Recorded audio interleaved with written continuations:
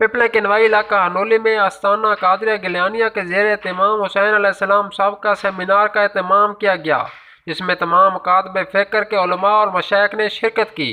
Seminar से खिताब करते हुए साहबजादा शुएब रज़ा कादरी का कहना था कि ऊंचा बोले इंशाअल्लाह। जिक्र हुसैन को तबने हमारे घरों से हुसैन हुसैन की आवाजें गूंजेंगी। अब हाथ नीचे नहीं, फरिश्ते आपके लिख रहे हैं, हमारे घरों से हुसैन के नारों की आवाजें ऊंचा बोले के गूंजेगी।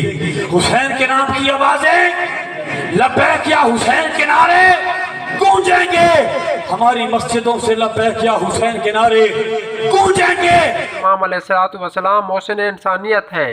इनके नक्शे कदम पर चलते हुए हम फलाह इंसानियत के लिए अमली इक़दाम कर सकते हैं। सेमिनार में मोहम्मद एजाज शाकरी, साहबजादा मलिक परवेज़ अकबर साकी, पीर महबूबुल हक बंदियालवी ने इमाम अलैहिस्सलाम के फ़ज़ाइल बयान किए। सेमिनार में कारी मोहम्मद यूसुफ मज़हर अली, काली मुर्तज़ा कादरी, कादिल एहसान महबूबी और अनीस बरादरान ने गुलाए अकीदत पेश किए, जबकि सदारत अजब नूर कादरी ने की। कैमरामैन माजिद इकबाल के साथ हफीजुल्लाह खान न्याजी, MM5 न्यूज़, पिपला, ज़िला मियांवाली।